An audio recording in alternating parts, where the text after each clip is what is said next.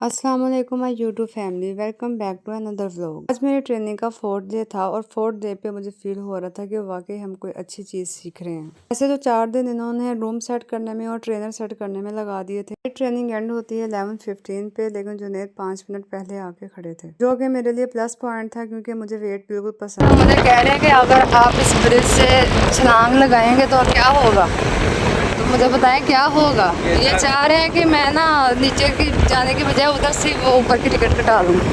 ये ज़ारा का क्वेश्चन है। ज़ारा का क्वेश्चन नहीं है, ज़ारा के बाबा का क्वेश्चन है। ज़ारा के बाबा यही चाहते हैं। खैर, जब भी हम सफ़र पे निकलते हैं तो हमारी लाजमी लड़ाई होती है, पॉसिबल ही नहीं है। हम कहीं डेस्टिनेशन पर पहुंच भी जाते हैं हंसी खुशी, तो वापसी पे हमारे मुंह बने होते हैं।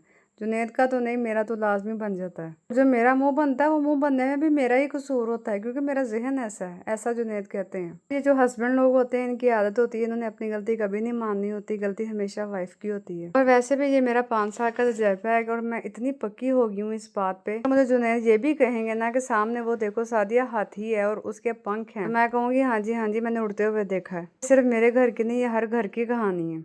लिहाजा मेरा बाकी तमाम औरतों को भी यही मशवरा है कि आप अपना ज़हनी सुकून चाहती हैं ना, तो आपके हस्बैंड जो भी कह रहे हो आप चुप करके सुन लिया करें और उनकी हाँ में ला दिया करें, क्योंकि बहस का कोई फ़ायदा नहीं है। आप गलत हैं, आपने गलत ही रहना है। सुबह से लेकर दोपहर तक इतनी मगजमारी करने के बाद मेरा दिल किया शाम को चलते हैं आइसक्रीम खाने। मैंने कैमरा यूसुफ की तरफ किया, उससे पूछा कि वो कौन सा फ्लेवर खाएगा, तो ज़ारा ने कहा मेरे से नहीं पूछा, इसलिए मैंने दोबारा ज़ारा को रिकॉर्ड किया। हमेशा की तरह दोनों को सेम फ्लेवर चाहिए था और वो था स्ट्रॉबेरी। ऐसे यकीन करें, बारिशें होने के बाद जैसे मौसम खुल नहीं जाता वैसे ही मेरा दिमाग भी खुल गया था बाहर निकलने के बाद। मैं बाहर आती हूँ, मेरा दिल करता है 1 घंटे 2 घंटे तो मेरे गुजर जाए, वापस जाने को दिल नहीं करता। बारिशों की वजह से जहाँ जगह जगह पानी खड़ा हुआ था वहाँ पे मौसम भी बहुत अच्छा लग रहा था। अगर आपको कोई ये चैलेंज दे कि आप पाकिस्तान में रहते हैं बगैर बोले आपने ये बताना है, आजकल की जो सड़कों की हालत हुई है, आपने उसकी एक वीडियो बना के उसको सेंड कर देनी है, खुद समझ जाएगा कि आप पाकिस्तान में रहते हो। जी गोर में आ चुकी थी और बच्चों ने सबने अपना फ्लेवर बताया हुआ था।